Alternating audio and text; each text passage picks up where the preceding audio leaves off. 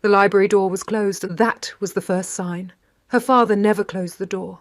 Lila stood in the hall, her hand frozen, the heavy scent of beeswax and old paper suddenly feeling wrong, suffocating. She'd only been coming to bring him his afternoon tea, a small, quiet ritual that was one of the few comforts left in this house. But his voice, muffled by the heavy oak, was not the voice she knew. It was low and thick with a sound she couldn't place. She leaned closer, the silver tray growing heavy in her hands. "No other way, Mary," he was saying. The sound was broken, desperate. "Arthur, you cannot mean it." Her mother's voice was a thread, thin and ready to snap. "There must be time. The old Duke always gave you time." "The old Duke is dead." Her father's voice was a sharp crack like ice breaking. "His son has returned. And he is not his father." Lila held her breath. The new Duke, Nathaniel Hawke. He was a ghost story, a name whispered by maids in the kitchen and by gentlemen in their clubs. A man who had inherited the vast Ravenshire estate and, according to the rumours, nothing else. "He's called the debt," her father said, the words heavy, as if he were pulling them up from the ground. "All of it. 3 years overdue.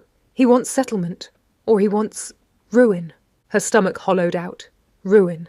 It was a word she'd heard in whispers, but never believed. Not for them. Not for Ashbourne Manor, the house that had held her family for 100 years. "What?" her mother whispered. "Did you offer him?" The silence that followed was worse than the shouting. It was a thick, heavy, suffocating blanket. Lila could feel her own heartbeat in her throat, a sick, hard pulse. "I offered an arrangement," her father said finally, his voice tripping over the words. "A way to join our families, to restore the honour." The teacup on the tray rattled. Her blood didn't just go cold. It felt like it stopped moving altogether. "Join our families." "Arthur!" her mother breathed. It wasn't a word. It was the sound of a wound opening. "You didn't." "Not Lila. She's only 23. She doesn't even know him. He needs a wife." Her father's voice suddenly boomed, false and too loud. "It is a respectable arrangement. He is the Duke of Ravenshire. A duke. She should be grateful. He's a monster." Her mother's words were barely audible, but they hit Lila like a physical blow. Monster. It wasn't just the kitchen gossip anymore. It wasn't just the story of the young wife who had vanished. The wife they said he'd murdered. The wife, they said, was still buried in the cold, damp cellars of Ravenshire Hall, locked away from the world. This was her mother, and she believed it. The tray slipped. She didn't mean for it to. It crashed onto the parquet floor, the sound of shattering china exploding in the silence. The library door flew open. Her father stood there, his face pale and slick with a sweat she'd never seen. Her mother was behind him, her hand pressed to her mouth, her eyes wide, staring at Lila as if she were the ghost. "Lila," he said, his voice a rasp. She couldn't feel her hands. She couldn't feel her feet on the floor. "You're selling me," she said. It wasn't a question. The words felt foreign in her mouth, like stones. "Lila, you don't understand the pressure, the shame. To a murderer." Her voice was shaking, but a different feeling was rising underneath the shock, something hot and sharp. "You would hand me to a man who killed his wife. That is gossip," he shouted, his face turning a blotchy red, his shame finally finding an escape in anger. "Vicious, idle talk. You will not repeat it. Is it?" she shot back, taking a step toward him. "Or is it just the convenient lie you're telling yourself so you can sleep at night? So you can keep this house and pay for it? With me?" "You are my daughter," he bellowed, his fist slamming against the doorframe. "You will do your duty to this family. I am not your coin," she screamed, the tears finally coming, hot and furious. "I am not a chair you can sell to settle a debt." Her mother rushed forward, her small, trembling hands grabbing Lila's arm. "Lila, please, dearest, please. There is a ball, Lord Bracknell's ball. The Duke will be there. You will meet him. You will see. He is just a man." Lila looked at her mother's face, at the desperate plea in her eyes. She was just as terrified as Lila was. She was begging her to walk into the slaughterhouse and pretend it was a garden. Lila pulled her arm from her mother's grip, her breath shuddering. "I will not," she whispered, the words a vow. "I will not be sold, and I will never, ever belong to a man like that." She turned and ran. She ran past the broken china, past the portraits of her ancestors, past the entire life that had just been revealed as a gilded cage. She ran, not knowing where she was going, only knowing she had to get away before the man they called a monster came to claim what her father had sold. The carriage ride to Lord Bracknell's estate was a silent one. It was a suffocating, three-person silence. Lila sat opposite her parents, a doll dressed in sapphire silk. The gown was a lie. It was meant to look like celebration, but it felt like a shroud. The whalebone stays a cage digging into her ribs. Her father, Arthur, stared out the window, his jaw tight, his hands clasped so hard his knuckles were white.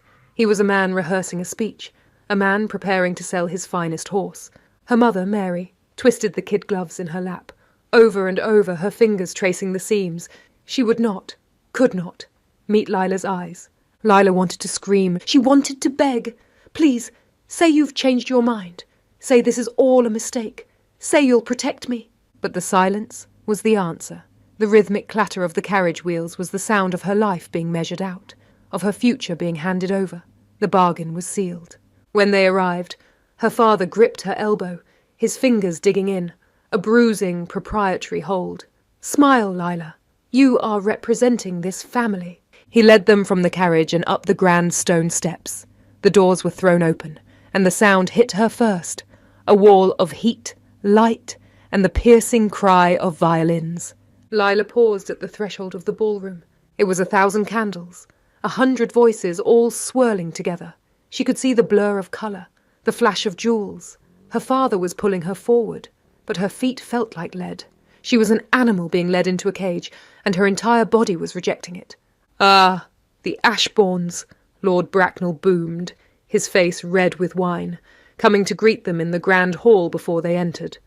A pleasure, my lord, her father said, his voice painfully jovial. And may I present my daughter, Lila. Lila curtsied. The movement was automatic. Her body obeyed, even as her mind was clawing at the walls, searching for an exit. As Lord Bracknell kissed her hand, a change happened in the room behind him. It was not a sudden sound. It was the lack of one. The high-pitched chatter of the ballroom stuttered. It dipped, the collective tone shifting from revelry to something else. Curiosity. Fear. Lila, still standing in the hall, heard the whispers ripple out from the main room. He's here. Ravenshire. God! I heard he arrived. They say his wife never left the cellars. Lila's heart stopped. He's here. She watched her father. His smile tightened. His shoulders squared. He released her arm and gave his wife a sharp, commanding nod. It's time. This was it. The presentation. The terror was a physical, primal thing. It flooded her system, hot and electric. She saw her father and mother turn toward the ballroom, ready to walk her in, ready to hand her over. No! She took one step back, then another. She was drifting, melting back into the shadows of the hall while her parents, blinded by their social ambition, took 2 steps forward without her. Lila! Her father's voice was a low, urgent hiss, realizing she wasn't at his side. But she was already gone. She turned and ran, her back to the ballroom, her back to the monster she would not meet. She found a side door, half hidden by a tapestry. She pushed through it into a small alcove, and then through another door. Cold air hit her like a slap. She was in the garden. A light, misting drizzle was falling, clinging to her skin, and she had never felt anything so good. She ran, her silk slippers sinking into the damp gravel of the path, the sound of the orchestra muted behind the heavy stone walls. She rounded the side of the house, into the deeper shadows where the carriages were parked, waiting. There were so many. A long, dark line. She saw one, set back from the others, the door slightly ajar. It was dark, a deep, unmarked black, but it was open. She didn't think. She didn't plan. She only acted. Lila gathered her sapphire skirts, hiked them up, and scrambled inside the dark, empty carriage. She fell onto the floor, curling into a ball, pulling the heavy door closed until only a small crack remained. Her heart was trying to beat its way out of her chest. She pressed her face against the musty-smelling velvet of the seat, gasping for breath, her whole body shaking. She was hidden. She was, for 1 second, safe. Back at the ballroom entrance, Arthur Ashbourne turned, his face a mask of disbelief and rage. She was gone, vanished. Mary, his wife, saw the empty space beside him, and her hand flew to her chest, a small, choked sound escaping. Arthur! Where? Quiet! He snapped, his fingers digging into her arm, his face pale. His eyes were frantic. He could see guests staring, noticing the aborted entrance. The scandal, the ruin. It wasn't just financial. Now it was social. If word got out that his daughter had fled, that she had bolted, it was over. He made a choice. Pride, thick and suffocating over panic. She was overcome, he whispered to his wife, his voice shaking with a rage she mistook for concern. The heat. She's gone to the retiring room. Stay here. Smile. He turned, leaving his wife frozen at the edge of the ballroom, and plastered the smile back on his face. He would find the Duke. He would lie. He would smooth it over. Because the alternative was a ruin from which they would never recover. Nathaniel Hawke, Duke of Ravenshire, was done. He had stood at the edge of the ballroom for precisely 15 minutes, a ghost at a feast. The air was too hot, the whispers too loud, and the lie he'd been told was too pathetic. He had found Arthur Ashbourne by the door, the man's face pale and slick with sweat. "Your Grace!" Ashbourne had bowed, his voice too high. Nathaniel had simply waited. "My daughter, Lila," the man stammered, his eyes darting. "She was overcome. The heat. A delicate constitution. She has retired." A lie, a clumsy, panicked lie. Nathaniel had no interest in the man or his arrangement. He would have his solicitor handle the debt. "A shame," he said, his voice flat. He gave a single, sharp nod, turned, and walked away. He strode through the hall, his boots silent on the marble, retrieving his coat. He wanted to be home, in his library, with the scent of old books, and the silence of a house that did not judge him. He walked out into the cold, drizzling night. Inside the carriage, Lila was curled so tightly her bones ached. She was on the floor, her feet pressed against the hard wall, her sapphire silk dress hiked around her knees. She was trying not to exist. She heard the crunch of gravel, a man's decisive footsteps. They were coming here. Her heart stopped. Her breath seized in her chest, burning her lungs. The carriage door handle turned. A latch clicked. The door swung open. Cold, wet air flooded the small space. A shadow, huge and dark, blocked the weak light from the house. A man was getting in. Lila squeezed her eyes shut. "Don't see me. Don't look down. Please, please, don't look down." The man settled onto the seat opposite her, his back to the horses. The carriage shifted under his weight. He was a large man, his presence filling the dark, enclosed space, stealing what little air she had. The door shut, plunging the carriage into absolute, terrifying darkness. She was trapped. Nathaniel sat in the dark, his hands resting on his knees. He was about to rap on the ceiling to go home, when he paused. The air in the carriage was not right. It was not just the musty smell of velvet, it was something else. A light, clean scent. Rosewater. He sat perfectly still, his body rigid. He held his own breath, and he listened. There. A tiny, tiny sound, a hitch of air. The sound of someone trying and failing to hold their breath in pure terror. There was a woman on the floor of his carriage. His first instinct was irritation. A thief? A drunk guest? A local girl trying to run away? He was not a man who caused scenes. The last thing he needed was to have his driver pull a hysterical, unknown woman from his carriage in the middle of Lord Bracknell's drive. It was messy. A flicker of cold, dark curiosity passed through him. He made a choice. He would deal with this complication at home, on his own terms. He gave a sharp rap on the ceiling. "Drive on." The carriage lurched forward. The jolt threw Lila against the side wall. A small, pained sound escaped her. She froze. The man said nothing. The carriage wheels began to turn, picking up speed. The rhythmic clatter on the wet road a countdown to her doom. He knew. The realization was a new, suffocating kind of terror. He wasn't stopping. He wasn't calling out. He wasn't looking for her. He was just sitting. He knew she was here, and he was taking her. The silence in the carriage was a living thing. It was a form of torture. She was trapped in the dark, her body shaking, her heart a wild, frantic bird beating itself to death against her ribs. She was being abducted. She could feel his presence, the solid, unmoving weight of him. He was so still. His breathing was so slow and measured, while her own breath was trapped in her throat, burning, shallow, and useless. It was the longest ride of her life, an agony of darkness and silence, broken only by the sound of the rain and the wheels taking her further and further from everything she knew, into the complete, terrifying control of the man who sat just 2 feet away. The carriage slowed. It turned off the main road, the sound changing from packed earth to the sharp, aristocratic crunch of deep gravel. They were arriving. The carriage came to a complete, final stop. Lila's blood went to ice. This is it. He will call for help. He will expose me. She heard the footsteps of the driver outside. A footman. The click of a latch. The carriage door opened, but the man across from her did not move. He just sat there, a dark silhouette against the grey night. "That will be all, Thomas," the man's voice said. It was low, calm, and dripped with authority. "Leave us." "Your Grace?" the footman asked, confused. "Leave us." The footman hesitated, then bowed. "Your Grace." And the carriage door was pulled closed, plunging them, once again, into near total darkness. He hadn't moved. He hadn't looked down. He was just waiting.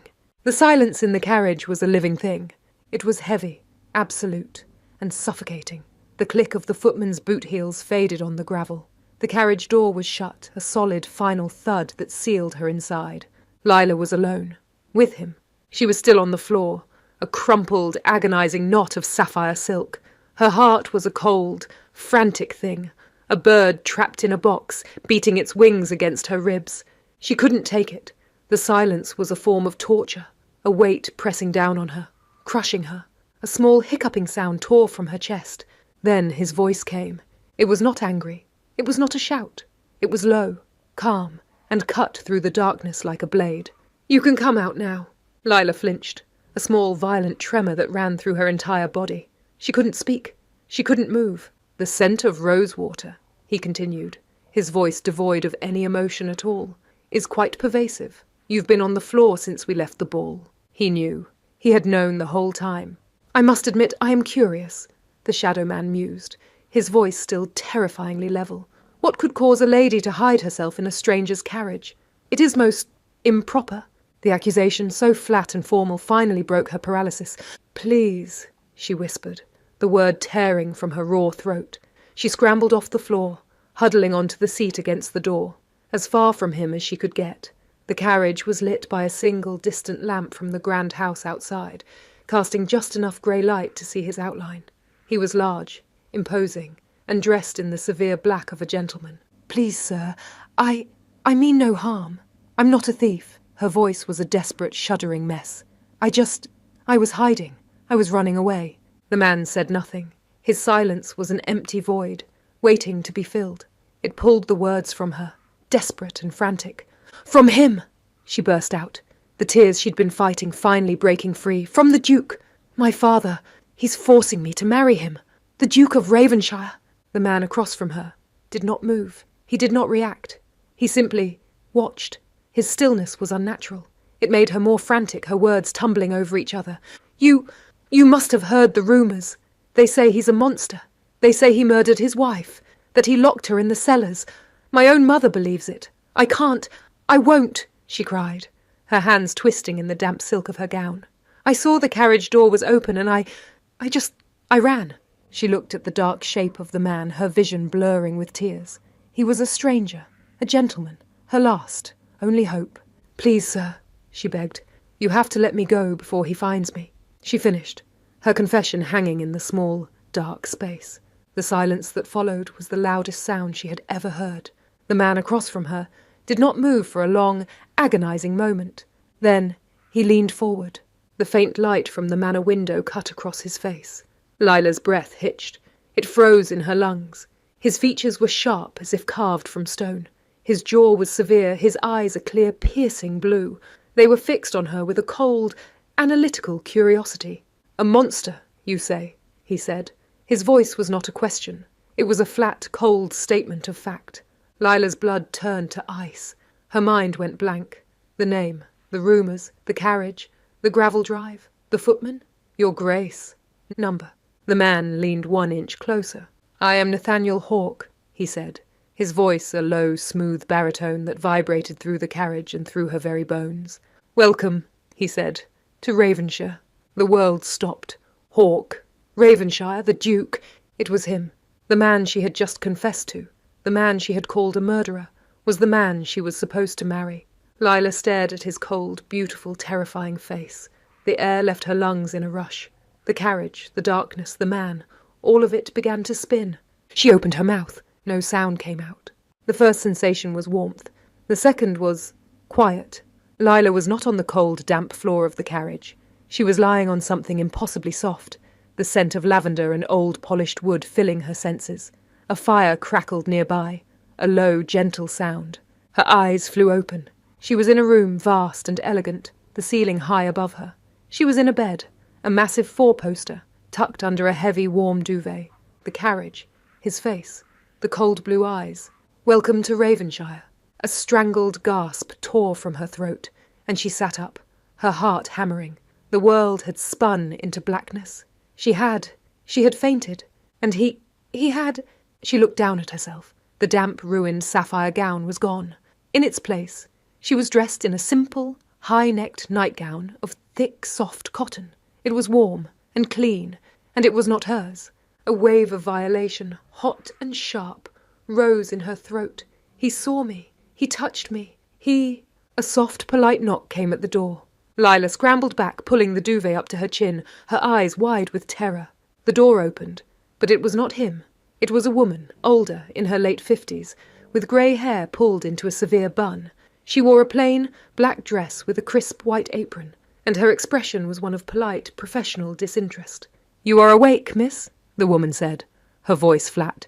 "It is good." She was carrying a set of folded clothes. "I am Mrs. Davies, the housekeeper. His Grace instructed me to bring you these." She did not hand them to Lila. She walked to a small velvet chaise and laid them out.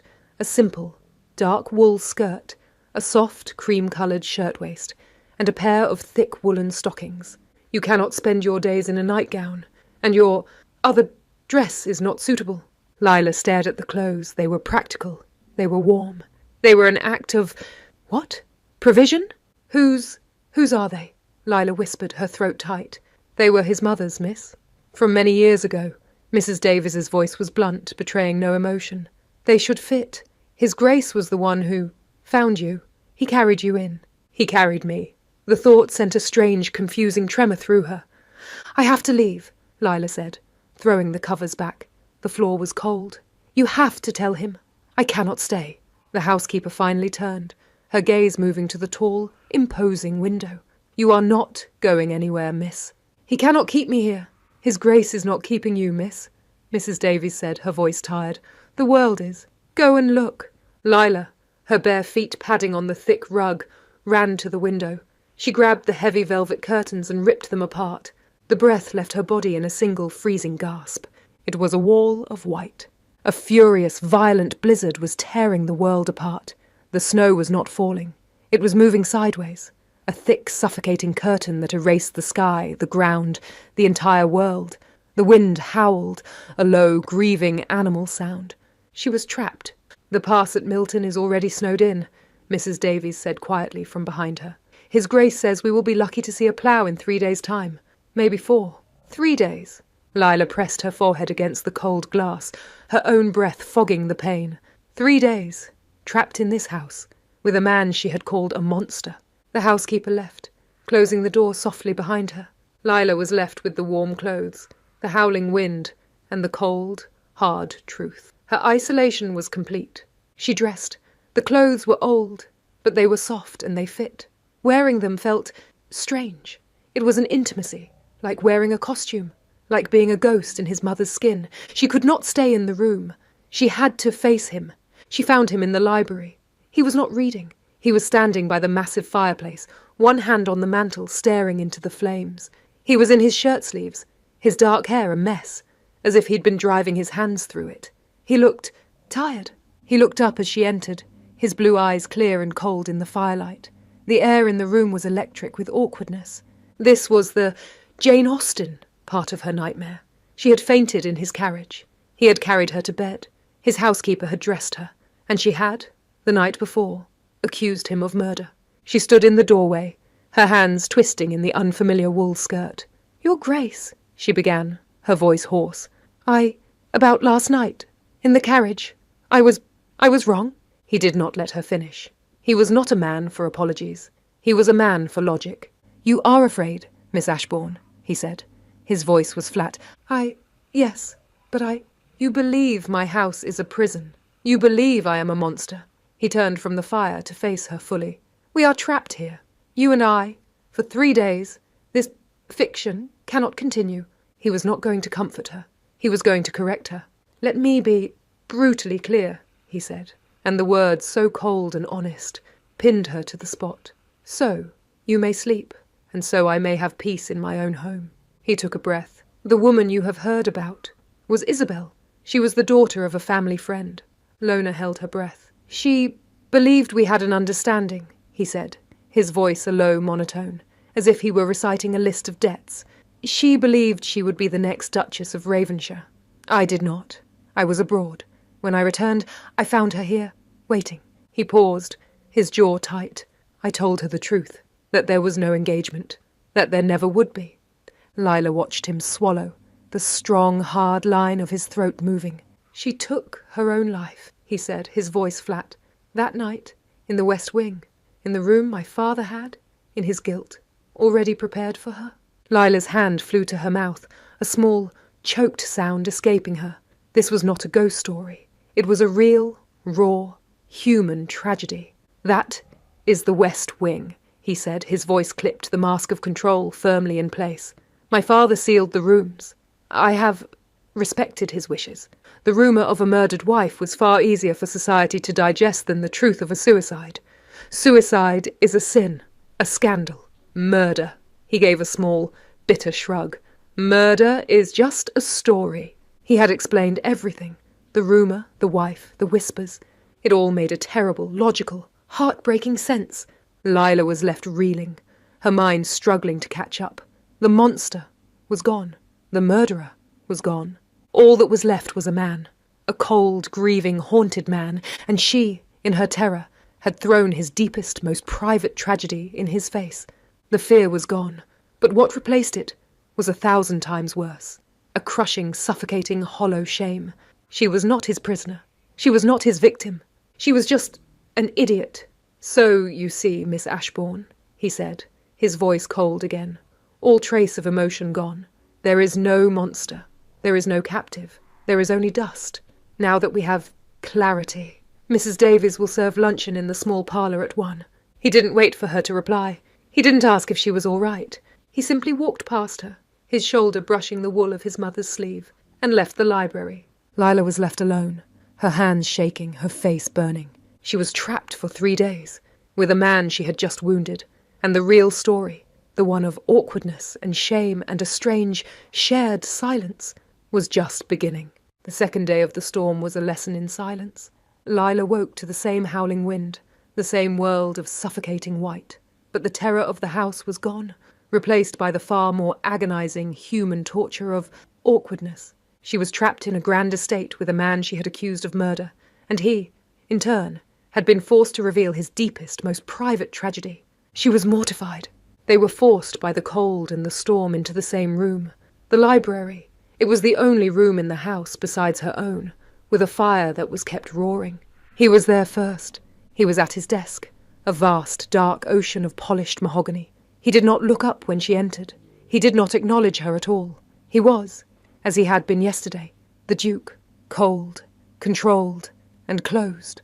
Lila felt like a ghost. She was a guest who was not a guest, a prisoner who was not a prisoner. She was just there. The silence was deafening. She retreated to the fireplace, sinking into a large velvet armchair. She picked up a book from a nearby table. She stared at the same page for an hour. She was not reading. She was aware.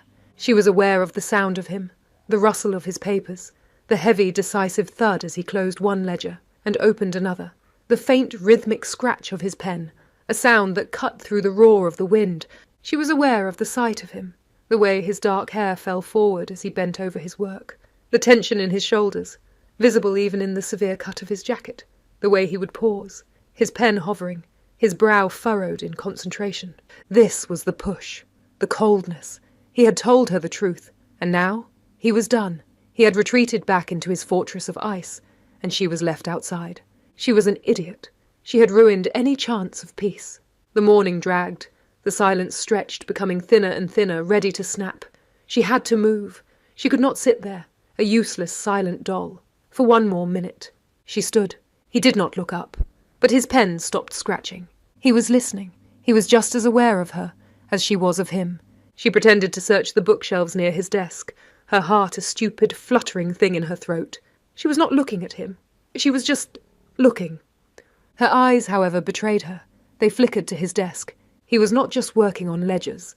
Spread across the dark wood was a large vellum sheet, held down by heavy glass paperweights.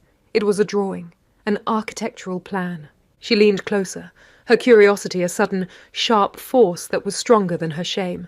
It was a building, a large stone building with elegant windows and a small bell tower. "Is that a school?" The words were out before she could stop them. They were too loud. A small, hoarse, human sound in the vast, quiet room. His pen was perfectly still. He did not look at her. He just stared down at his desk. "It is—" His voice was curt. A single, sharp statement. It was a push, a warning. "Do not speak to me." She took a breath, and for the first time in her life she pulled. "For the village?" she asked, her voice softer this time. He finally looked up. His blue eyes were clear and cold, but surprised. He was surprised she had pushed back. He studied her for a long, agonizing moment. She was just a girl in his mother's wool skirt, her face pale, her gaze earnest.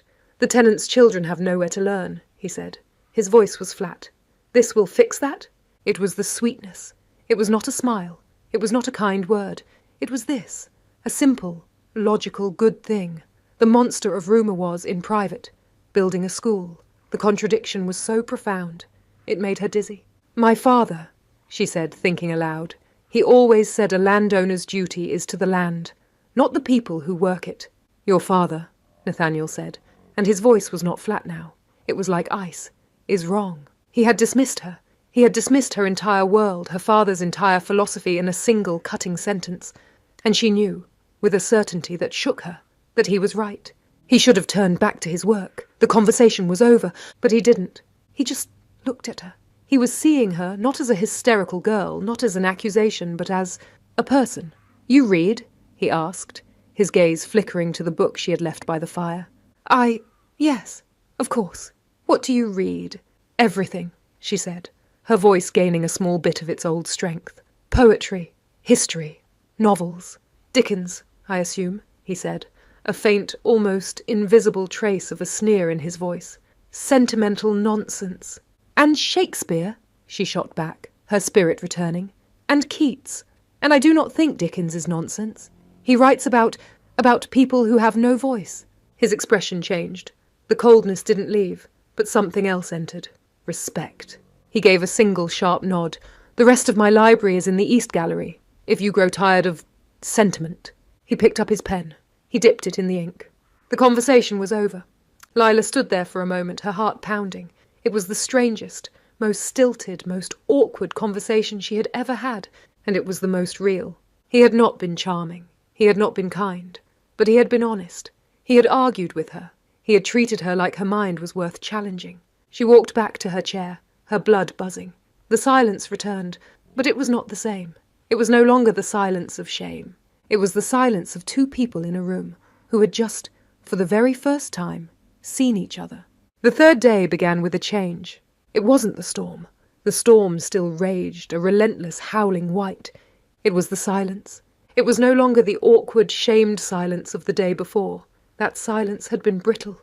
This one was heavy. It was charged with the unspoken. They were in the library.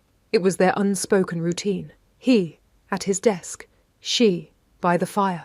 But today, Lila was not reading, and she noticed he was not working. He was just staring at his desk, his pen held loosely in his hand. He was in the room, but he was somewhere else entirely. And she could not stop watching him. She had spent the entire previous day feeling ashamed. But as she'd lain in bed, she'd realised something else. He had told her.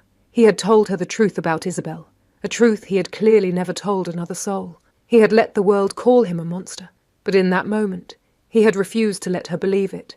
He had trusted her. The thought was a strange, warm, and terrifying thing. The day passed in this new, charged quiet.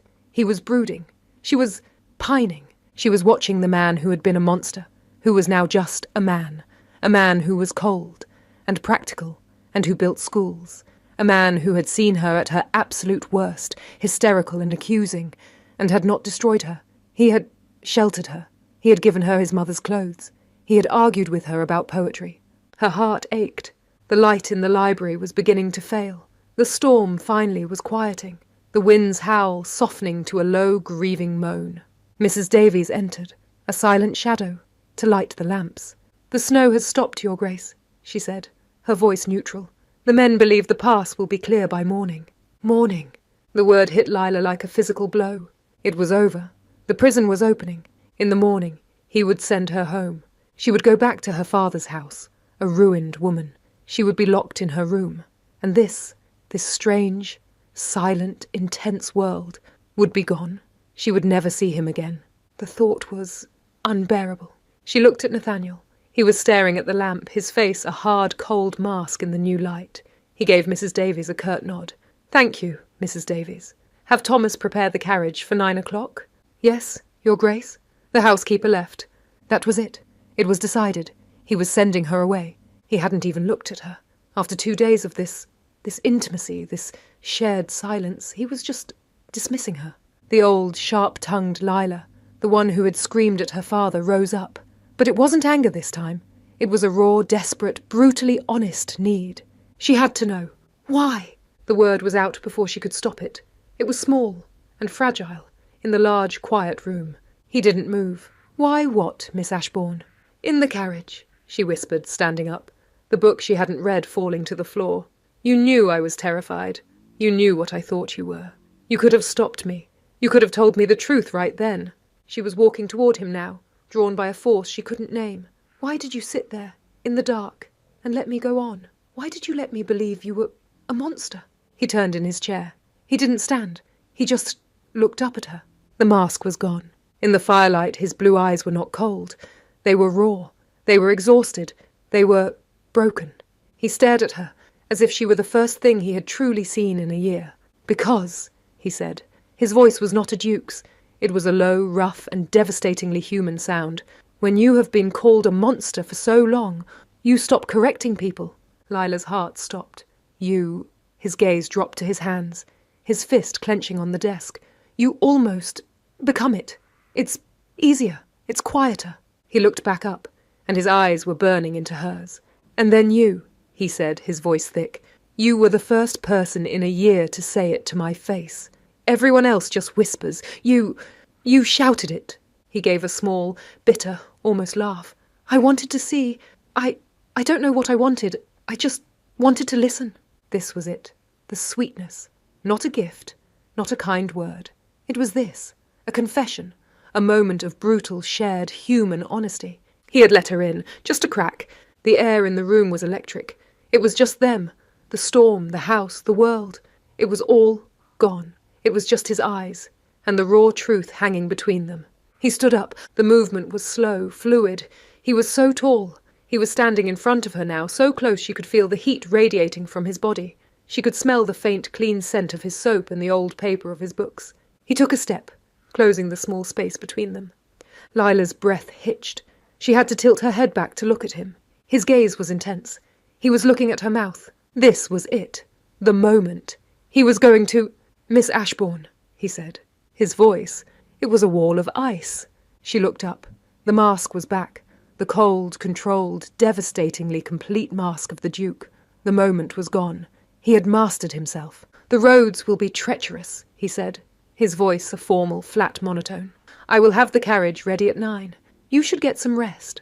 He didn't wait for her to reply. He didn't say good night.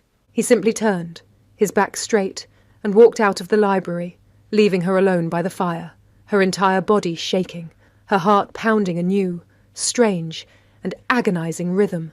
He was sending her home, and he had just shown her, for one terrible, beautiful second, exactly what she was going to lose. The carriage ride home was a new kind of torture. The world outside was brilliant, sharp, and blindingly white. The storm was over. The sky was a piercing, cloudless blue, but inside the carriage the air was thick and cold, and suffocating. He sat opposite her, just as he had 3 nights ago. But he was not the stranger from the ball. He was not the cold, sarcastic monster. He was not even the raw, honest man from the library. He was the Duke of Ravenshire. He was a mask of cold, aristocratic control. He stared out the window, his jaw set, his gaze fixed on the snow-covered landscape. He had not spoken a single word since he'd handed her into the carriage. Lila sat with her hands twisted in the lap of his mother's wool skirt. She was a coward. Her heart was a raw, aching, open wound. She had spent the entire night replaying his confession. You almost become it. He had shown her the man beneath the ice, and she had done nothing. She had let him retreat. And now the silence was a chasm between them, 1,000 miles wide. What was she supposed to say? Thank you for not being a murderer. Thank you for the tea. Thank you for showing me a piece of your soul. The social rules of 1892 had no words for this. She was just a ruined girl in a borrowed dress, being returned by the man who had, without ever touching her, changed her entire world. The carriage slowed, turning onto the familiar drive of Ashbourne Manor.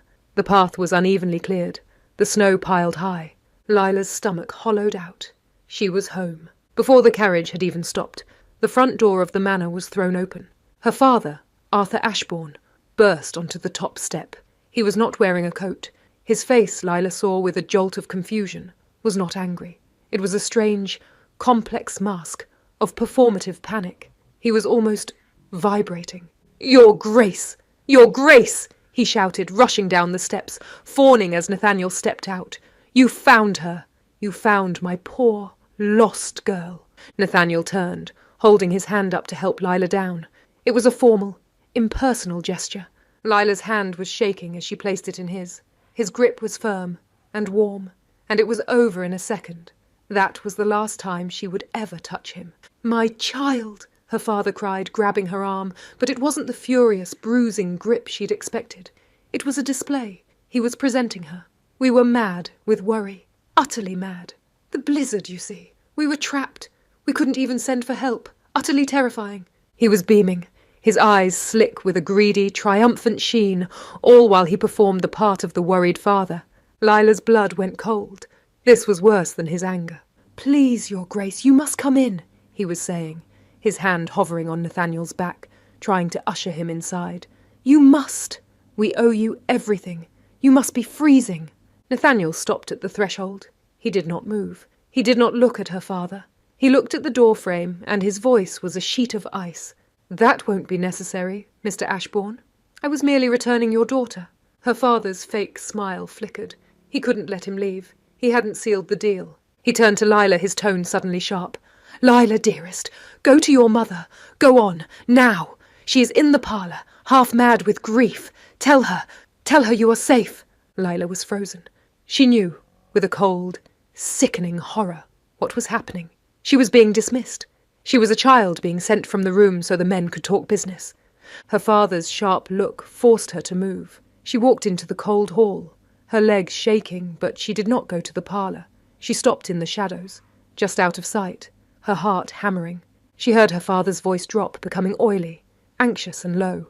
"Your Grace, a word. As you know, this is a terrible situation." She heard the joy in his voice.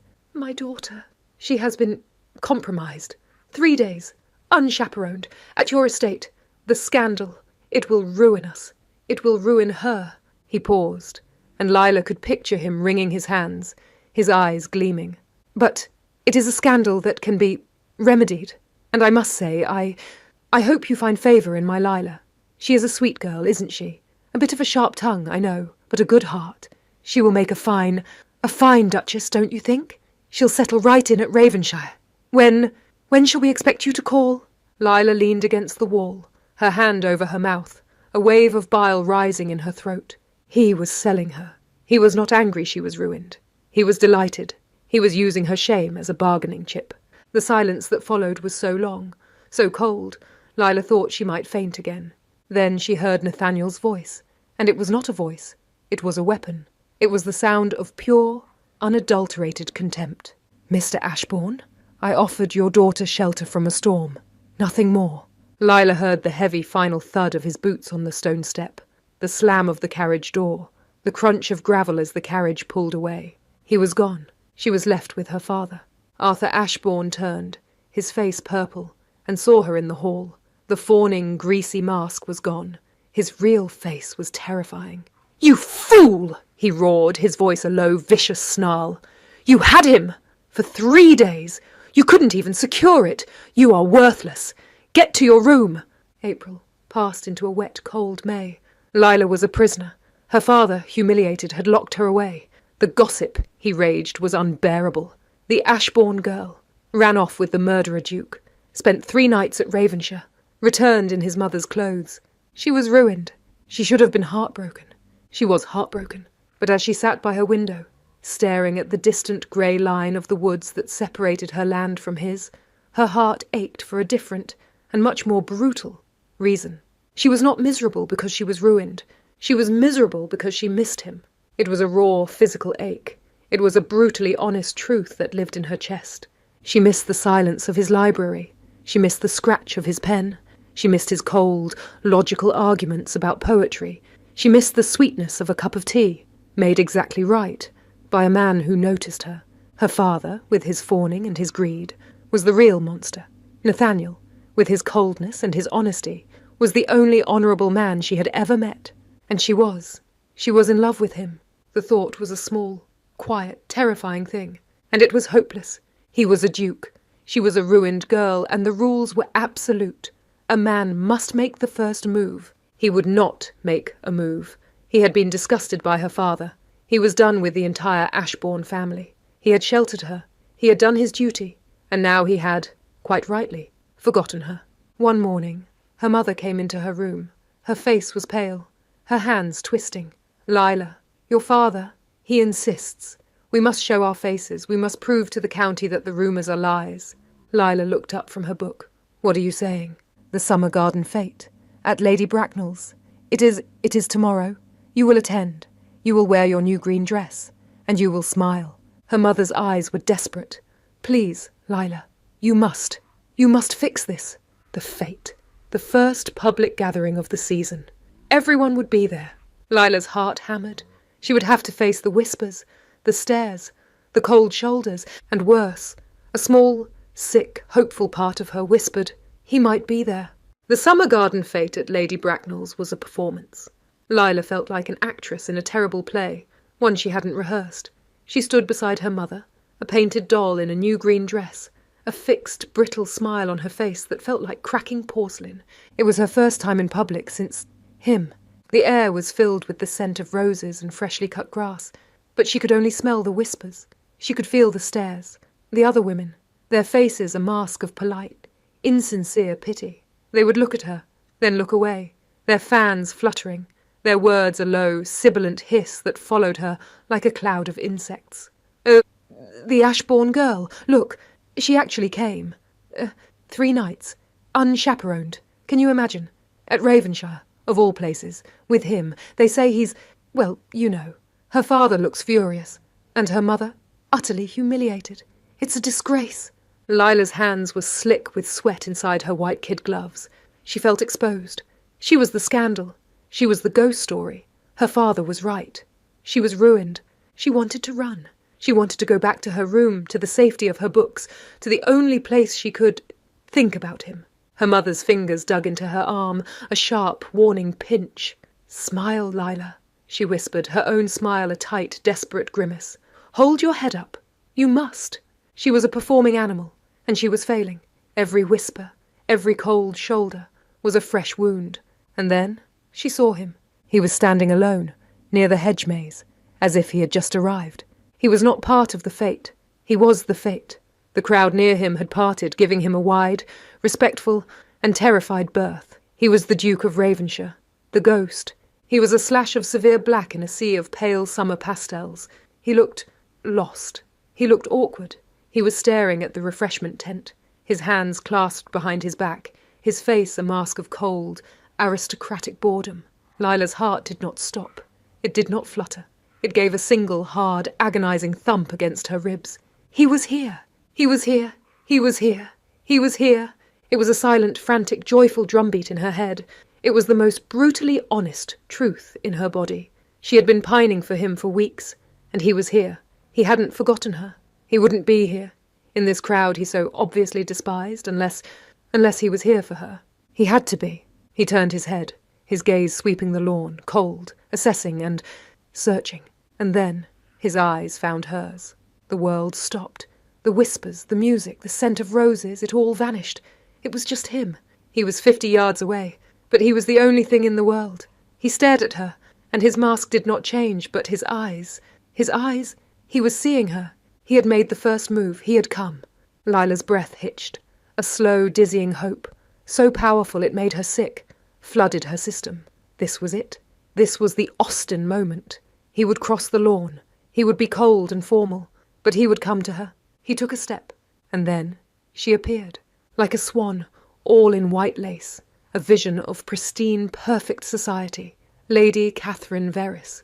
She was beautiful, not in the way Lila was, sharp-tongued and uncertain. Lady Catherine was flawless. Her golden hair was piled in a perfect, effortless coronet. Her smile was bright and kind and approved. Her reputation was as spotless as her dress. She walked right up to Nathaniel. She did not hesitate. "Your Grace," she said, her voice clear and musical, loud enough for those nearby to hear. "What a surprise! We had all but given up on seeing you." Lila watched, her blood turning to ice. Nathaniel, who had been frozen, looking at Lila, was forced to turn. He gave a curt, formal nod. "Lady Catherine." "You must be terribly bored." Lady Catherine laughed, a light, tinkling sound. She stepped closer, into his space, and put her small, gloved hand on his forearm. A touch. She was touching him. "You must come with me," she insisted, her smile dazzling. "Lord Bracknell has just opened a bottle of the good champagne, and he will be devastated if you do not share it." Lila couldn't breathe. She was watching her entire, fragile, hopeful world shatter. Nathaniel looked at the hand on his arm. He looked at Lady Catherine's perfect, smiling face. He was a duke. She was a lady. This was how it was done. This was the arrangement that made sense. This was the match that wasn't a scandal. Lila was in her own head. The Hoover part of her, the raw, ugly, internal voice, was screaming. Of course, this is how it ends. That is what a duchess looks like. Perfect and smiling and clean. She has no debts. She has no scandal. She has never fainted in his carriage. I am the ruined girl. I am the girl who called him a monster. I am the girl his mother's clothes hang on.